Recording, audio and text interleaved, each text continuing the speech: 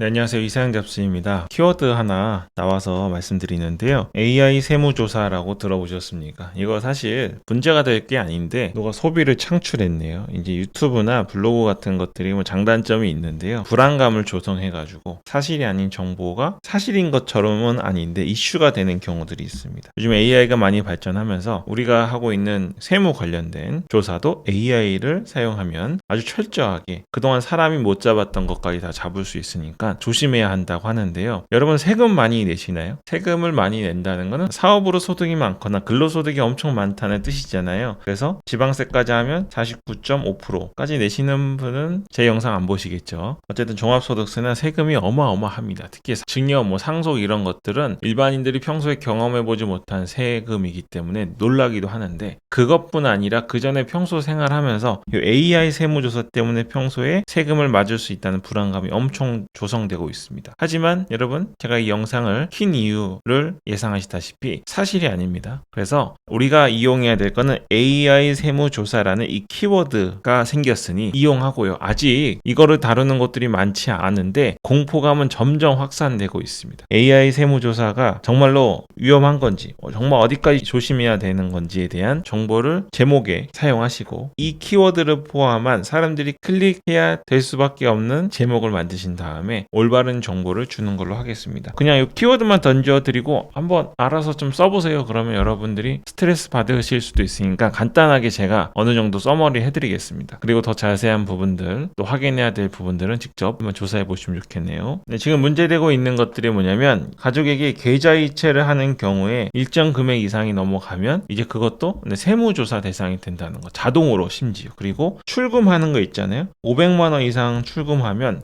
AI가 바로 국세청에 보고가 돼가지고 세무조사를 당한다는 그냥 한번 들어보십시오. 말도 안 되는 소리잖아요. 이 가족 간의 돈을 옮기고 500만 원, 1000만 원, 2000만 원 뺐다고 해서 출금했다고 해서 세무조사를 당할 리가 있겠습니까? 없죠. 근데 이 불안감을 조성하는 바이럴 마케팅들의 이 능력이 참 대단한 건지 모르겠지만 다들 불안해하고 심지어 저도 주변에서 개인적인 대화 중에 가볍게 이 내용에 대해서 심각한 듯이 말씀하시는 분들이 계시더라고요. 근데 전혀 문제 안 되니까 일단 걱정 마시고 우리가 좋은 정보를 한번 주는 역할을 해보도록 하겠습니다. 네, 먼저 은행에 가셔가지고요. 내 통장에 있는 돈은 500만 원, 1000만 원 인출한다고 해보시죠. 이때는 전혀 문제가 안 됩니다. 그래서 내 계좌에서 현금을 빼는 것 자체에 대해서 문제를 삼는다는 거는 일단은 아니라는 거를 바로 적시하시고요. 작년인가 재작년에도 누가 주변에서 1000만 원 이상 한 번에 뽑으면 걸리니까 900만 원씩 나눠서 뽑으라는 얘기를 하더라고요. 한국이 아무리 얼렁뚱땅 하는 부분이 있다고 해도 1000만 원은 걸리고 900만 원은 안 걸리고 이렇게 어설프진 않겠죠. 당연히 사실이 아니고 두 번째는 가족 간의 계좌이체입니다. 첫 번째는 남편이 아내에게 계좌이체를 하는 경우 특히 월급을 200만 원, 300만 원, 500만 원, 1000만 원 받았는데 그거를 계좌로 현금으로 다 뽑아가지고 아내에게 주고 이거를 쓰라고 하는 남편은 없지요. 그래서 요즘에는 계좌이체를 하거나 카드를 사용하거나 이렇게 합니다. 아내에게 돈을 정기적으로 1000만 원씩 보냈다고 해서 AI가 이걸 딱 잡아가지고 세무조사를 들어온다? 사실이 아닙니다. 물론 문제가 되는 경우가 있을 수 있는데 이것도 아주 극단적인 상황이고 이론적인 상황입니다. 예를 들어서요. 남편과 아내는 경제 공동체 이거 있는 표현인지 모르겠습니다. 그래서 부부 아닙니까? 그래서 생활을 하는데 남편이 아내에게 생활비로 1000만 원을 매달 주기 시작합니다. 근데 이 중에 생활비로 500만 원을 쓰고요. 나머지 500만 원은 아내가 자신의 자산을 구매하거나 증식하거나 투자하는 데 정기적으로 쓰는 거예요. 그렇다면 원래 남편이 아내에게 주기로 한 생활비 목적이 아니라 자산 증식의 목적이 되니까 세무조사가 가능할까요? 라고 이론적이고 극단적으로 이제 굳이 찾자면 하는 건데요. 그럴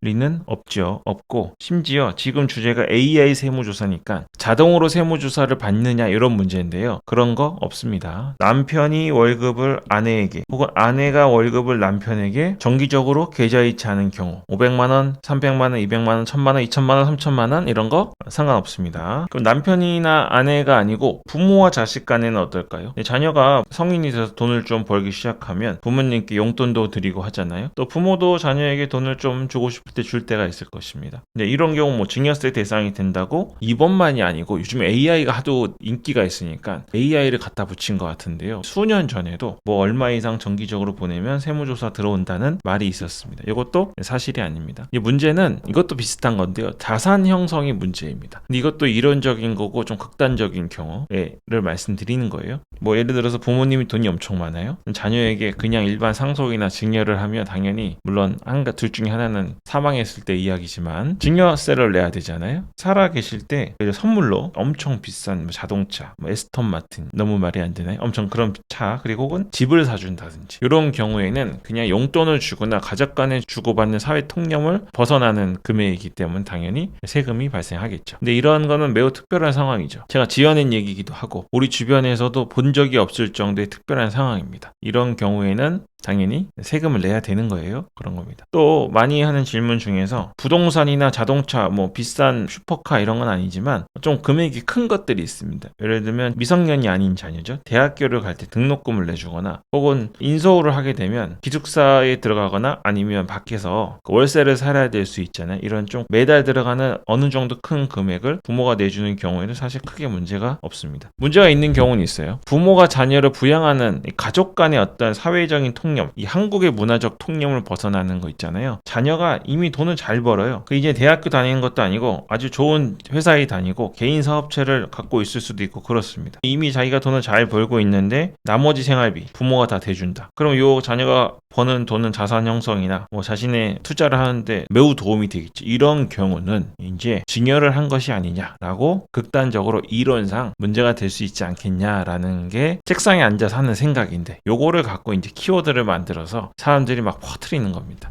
AI를 붙여가지고 지금 계좌 출금하는 것, 부부간에 계좌 거래하는 것, 부모와 자식 간에 거래하는 것 이런 것들을 갖고 그냥 AI가 자동으로 추적하는 건 아니다 생각하시면 되겠습니다. 여러분 이런 이슈가 있을 때요 고민하지 마시고요 적으셔야 돼요. 왜냐면 지금 제가 AI 세무조사라는 키워드가 나와서 바로 말씀드렸잖아요. 이게 뭘 의미하냐면 우리가 예상치 못했던 키워드들과 이슈가 항상 생깁니다. 그런 이슈들은 예상치 못한 거기 때문에 나름 또 제2이신 분들은 예상하지 못한 거를 몸으로 옮기는 걸 힘들어 하십니다. 그리고 우리 뇌가 이렇게 있으면 좌뇌랑 우뇌가 있잖아요. 이 좌뇌는 내가 이 글을 써야 되는 이유를 계속 찾아요. 논리적인 근거를 계속 찾습니다. 이게 반드시 성공할 키워드인가? 혹시 썼는데 헛쏘고 하는 거 아닌가? 이런 식으로 쓰지 말아야 될 이유와 써야 될 이유를 계속 고민합니다. 이런 거 하지 마시고 바로 쓰셔야지 여러분이 블로그로 자리를 잡으시는 거예요. 우뇌는 이제 감정적인 거죠. 우리 게으름, 귀찮음, 분명히 해야 되는 게 확실한데도 미루고 갑자기 안 하던 설거지를 하고 방을 치우고 뭐 이런 거 있습니다. 좌뇌와 우뇌가 활발하게 활동할 수 있는 기회를 주지 마시고 그냥 쓰셔야 되는 겁니다. AI 세무조사 관련 이 키워드가요 사람의 불안감과 공포심을 자극하는